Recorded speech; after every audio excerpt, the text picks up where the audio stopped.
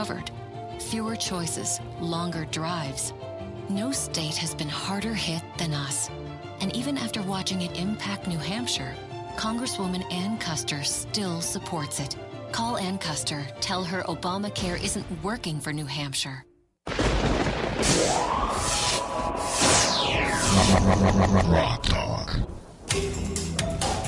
All right, we are back with Darlene Pawlik from New Hampshire Right to Life and a whole bunch of other places, which we're going to talk about in a minute. Yeah, we just learned about them. But we were just going to touch on the platform. And before we segue off into skip bloggy world, we're going to go back to the platform because this is important, this issue. And it's not there yet.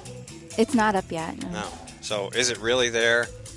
Is it really there? According to the people who were there. Is it pre-platform, maybe? Unplatform? It's been in the news. It has. It's gotten around. Yeah. Well, anybody who's been reading Granite Rock knows that I've been picking on the NHGOP because I walked out at that meeting. Right after the beginning point of order fiasco, I knew that the fix was in. I shouldn't have walked away knowing what was coming after, and I was so surprised. As I'm driving home back up to north of Concord, I keep getting all of these updates on my phone. The NHGOP is embarrassed by its base. The NHGOP doesn't like what the majority of its duly voted in delegates believe because they favor their own hand-picked candidates. That is the entire reason why that NHGOP platform hasn't been changed since 2012. And I've been keeping a running list every so often, and I'm overdue to put up the next edition of the update. Why isn't it updated? Well, that's because we'll give the Democrats more ammo against our politicians, specifically Havenbagger and Brown. There's a joke in there, trust me. Let's not go too far afield, though. You think if they do well in the election the next day, they'll post it? No. No? You don't think it'll ever show up? It will be posted because by then, whether they win or lose, the whole purpose of hiding the changes, the preborn change in it, the largest one, it's taken the cultural issue off the table. And that's the whole thing. The GOP, the Democrats run on nothing but the cultural issues, and they don't the GOP doesn't understand what Andrew Breitbart said, that politics is downstream from culture. In other words, the politics is going to be defined by the culture because you get into this mindset and outlook which makes it easier for those driving the politics to manipulate the culture. And if the GOP decides to abandon the culture field of battle, then they deserve to get what they want. Or rather, if they're going to put up candidates that don't want to get involved in the culture, then you've got all of the base going, why should I fight for a party that refuses to fight for my values? Exactly. And the other thing, too, is the gay marriage type stuff that's going on, the militant LGBTQRSTUV, whatever the initials are. I mean, we're seeing a good dose of that in Houston with the gay mayor there trying to put in the bathroom. Let's not get too far off the field.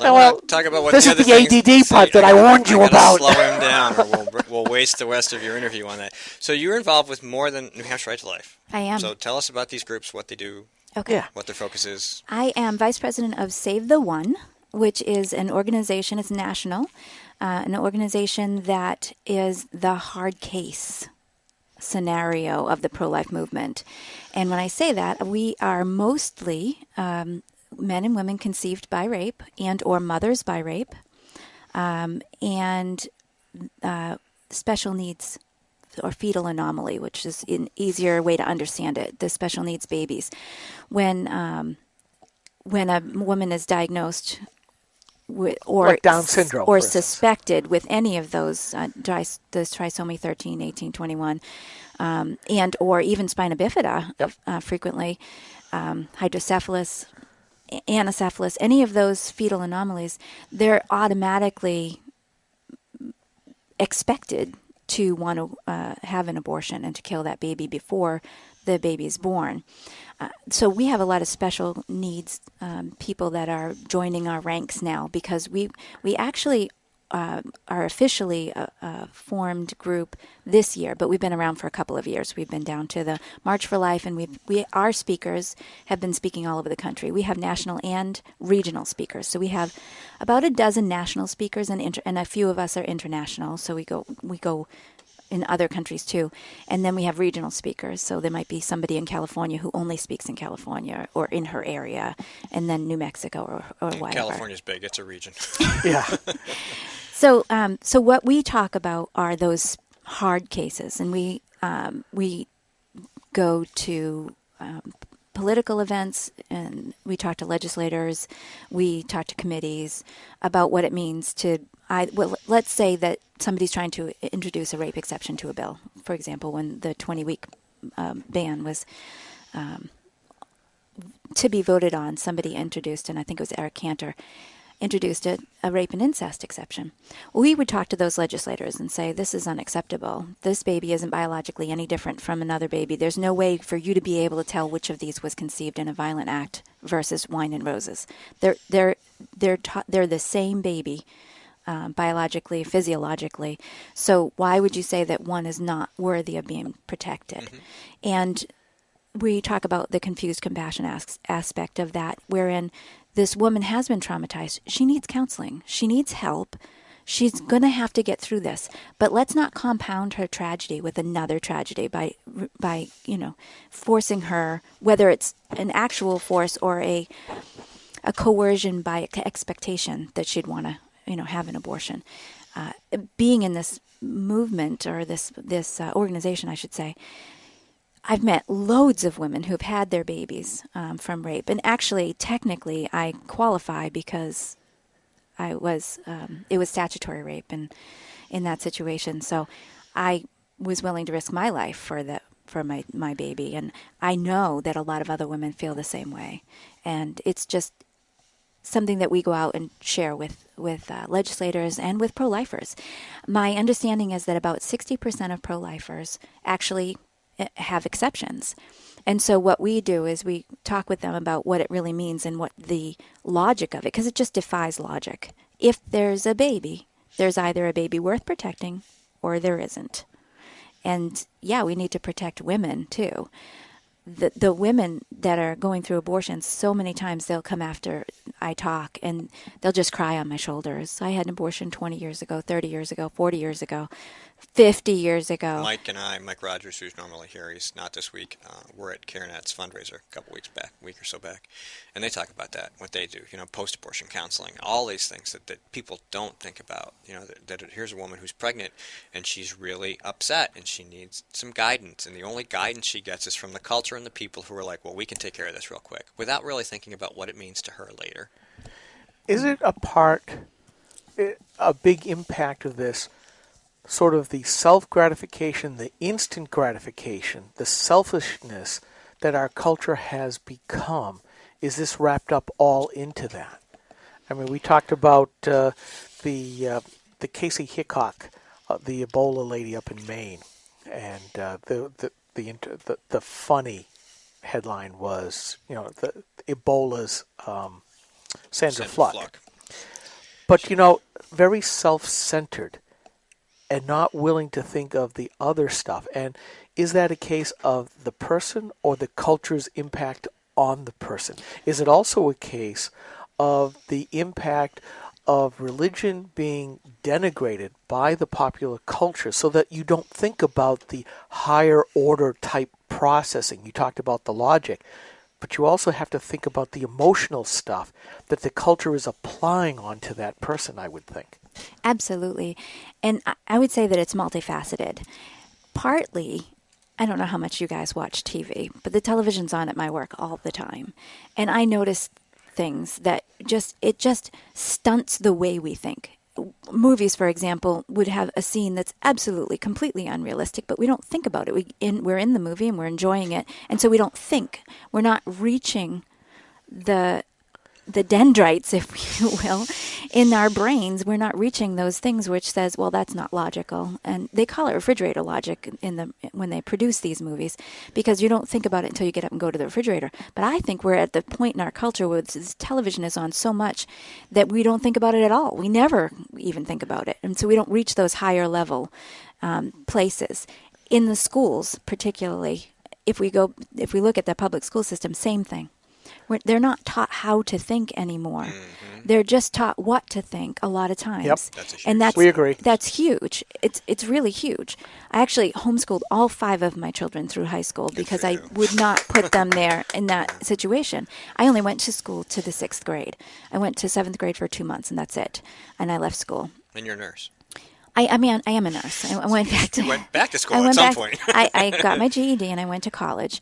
But the way that we're taught not to think, I think, is the biggest part of that.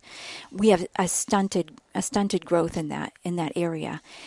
When you talk about the culture is largely created by the television. I was watching a movie with my young adult daughter the other day, and I said, "That's not real life." And she said, "Well, Mom, you know it is." And it was this hookup sort of generation stuff, and I'm like, oh my God, please don't believe that. It doesn't have to be real life. See, that's where Andrew Breitbart said, the culture defines the politics. That is the message that they're trying to push. That is the politicization of your culture. Folks like us who believe in traditional values, I'm an evangelical Christian, our values are being deliberately fought against by what you see in the print media, the TV media, the music media, the film media, you name it. There are people who say we don't want that because, frankly, and I think it comes down to 30 seconds. We don't want to be held accountable for our actions. So we're going to make everybody just like us. All right, we're coming to the end of our fabulous segment, and I wish we could keep you longer, but we have another guest. How do people reach you? If they want to, the organizations that you know. I'm contributing to 5 websites. Mm-hmm. So I am, if you can remember, NHRTL for New Hampshire Right to Life .org, NHRTLPAC for New Hampshire Right to Life Political Action Committee.org. I have my own website, which is thedarlingprincess.com. Save the One with the number 1. So it's the word save, the word the, obviously, and the number 1.com. And I'm also actually on the board of Personhood Alliance. So personhood.net. She is busy. I guess, yeah. And she has 5 kids. They're all grown. Oh, they're all grown. Yeah, my baby's 18. Oh, awesome. Cool. There, now that's why you have more time. That's why. All right, thank you so much for spending time with us, Darlene. Thank you for having me. Coming up next is Emily O'Neill, who is a write-in candidate, a Republican write-in candidate in Bedford. We're going to have her on the phone in a few minutes to talk about why she's a write-in candidate and the race and all that other stuff. Again, thank you so much, Darlene. We'll be right back. This is GrokTALK. New Hampshire is famous for scenic drives, but they're tough to enjoy when you're on your way to the doctor. Because Obamacare limits your choices, some will have to drive more than an hour to see a doctor. What's health insurance worth if care isn't there when you need it? Jean Shaheen voted for Obamacare, putting your doctors and hospitals further out of reach. Tell Senator Shaheen, Obamacare is not working for New Hampshire.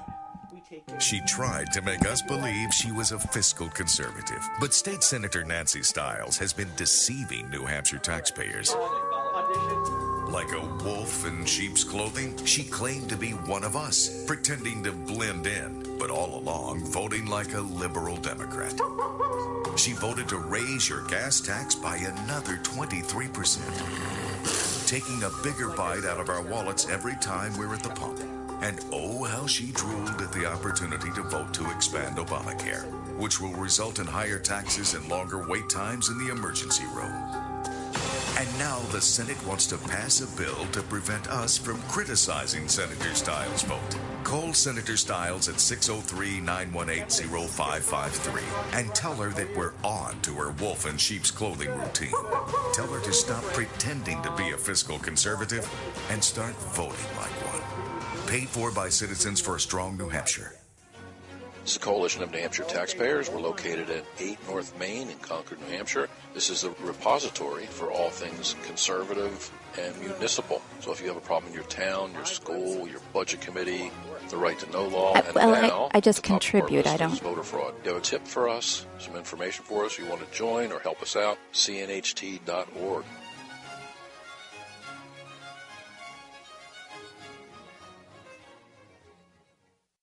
GrokTALK.